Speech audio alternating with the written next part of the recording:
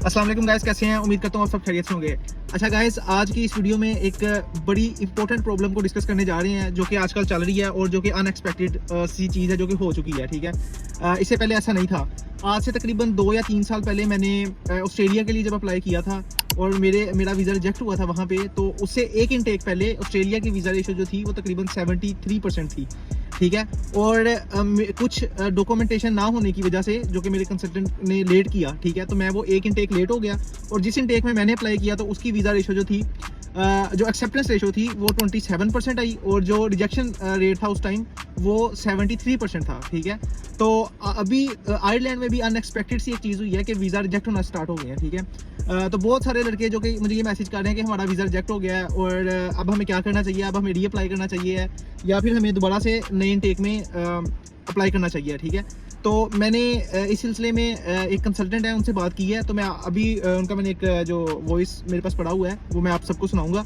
ठीक है, तो उसके बाद आपने खुद फैसला करना है, ठीक है, कि आपको क्या करना चाहिए। और इसके बाद अगर इंशाल्लाह टाइम मिला तो एक और इसका जो पार्ट है वो मैं अपलोड करूंगा। ठीक है, उसमें मैं कुछ मज़ीद चीज़ें आपको बताऊंगा कि अब क्या करना चाहिए।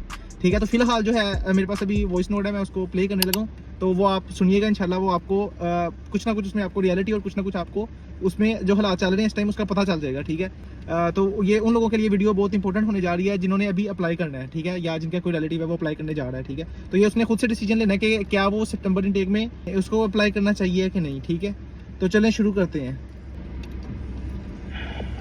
शामिल दानिश, क्या हाल है, कैसे हो आप? अच्छा दानिश, एक चीज आपको इन्फॉर्म करनी थी कि अब तक हमारी जो भी बात हुई थी ना, ठीक है, तो वो पिछले इंटेक्स को देखते हुए और जो सिचुएशन चल रही थी उसको देखते हुए हो रही थी।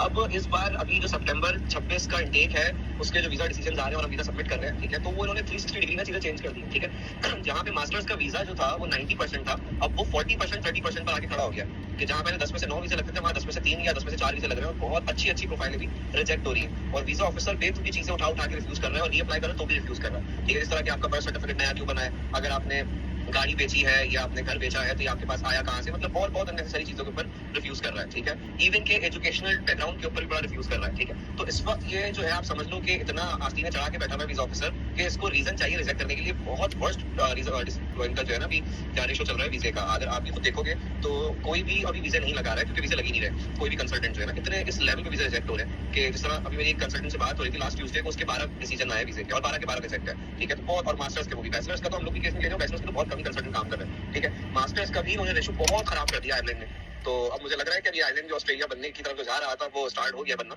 तो अब ये वेरिफिकेशन भी कर रहे हैं, बैंक स्टेटमेंट के ऊपर ही मसले उठा रहे हैं। ठीक है, सोर्स ऑफ इनकम के ऊपर भी उठा रहे हैं और एजुकेशन बैकग्राउंड पे भी उठा रहे हैं। तो इस सिचुएशन में मैं कुछ भी नहीं कह सकता क्योंकि वो हर रिफ्यूजल में कोई नई बात करके दे रहा है, तो और उन्होंने किसी भी चीज से हमें अवेयर नहीं किया कि हम ये चीजें चेक करेंगे, हम वो करेंगे ना, हमें ना कॉलेज उसको ना यूनिवर्सिटी को। ठीक है, अब अगर आप बता रहे हो कि यूनिवर्सिटी है जो कि एचएससी ब्लैक लिस्ट है, ठीक है, तो अब यूनिवर्सिटीज और कॉलेज भी बड़ा एक्टिव हो गए। ठीक है, पहली स्टेज तो ये आती है कि अगर उन्होंने चेक कर लिया गूगल के ऊपर, उन्होंने कोई चीज मिल गई इस तरह की, तो हो सकता है एडमिशन ना दे, और बहरहाल उन्होंने अगर एडमिशन दे भी दिया, ठीक है, लेट्स सपोज, उसके बाद अगर वीजा ऑफिसर जो है वो देख लेता है और उसको कुछ इशू लगता है तो वो भी रिजेक्ट कर सकता है। तो आयरलैंड का इस वक्त जो सिचुएशन है वो सारे जेन्युइन डॉक्यूमेंट्स हो आपके जो आपने वीजा फाइल में लगाए हैं 100% जेन्युइन और बहुत प्रॉपर सब कुछ हो, तो भी 30-40% है। ठीक है, तो अब तो हम कुछ कह ही नहीं सकते, मतलब हम खुद ब्लैंक है कि हम बच्चे को बोल रहे हैं ना हम कुछ भी, तो मतलब हमें भी समझ में नहीं आ रहा क्या बोले उसको, सीधी सी बात है। ठीक है, किसी स्टूडेंट का अगर बाप स्पॉन्सर है उसके ऊपर वो रिजेक्ट कर रहा है। ठीक है, कि अपना आपको आपका अब्बा स्पॉन्सर कर रहा है लेकिन उसकी इनकम जो है क्या कहते हैं कम है। ठीक है, भले 3 लाख 3.5 लाख रुपए भी हो तो वो कह रहा है कम है कि जस्ट 1000 यूरो है। अब 10 लाख 12 लाख रुपए अर्निंग वाला बच्चा कहाँ अप्लाई करता है? ठीक है, जो सेल्फ स्पॉन्सर भी बच्चा बन रहा है उसके ऊपर ऑब्जेक्शन उठा रहे हैं कि तुम तो न्यूली पास आउट हो, 2 साल 3 साल हुए, तो तुम ये 80-90 लाख रुपए कहाँ से लेकर आ रहे हो? तो वो बहुत सारी चीजों पे इशू उठा रहा है। तो अभी सिचुएशन यही है कि अभी हमारे और बाकी लोगों के काफी डिसीजन आना बाकी है। ये सितंबर इंटेक जब तक खत्म होगा चीजें क्लियर हो जाएंगी कि कैसे करना है, क्या करना है। तो उस ठीक है, क्योंकि वीजा रिजेक्ट होगा तो आपको पता है वीजा फीस के 50-60 हजार रुपए जाया होते हैं, कंसल्टेंसी फीस के जो है 70,000 रुपए हम चार्ज करते हैं वो जाया होते हैं, और फिर आपकी डिग्री बनवाने के अलग जाया होंगे, फिर फीस की कटौती अलग होती है, तो वो स्टूडेंट को काफी नुकसान हो जाना है। ठीक है,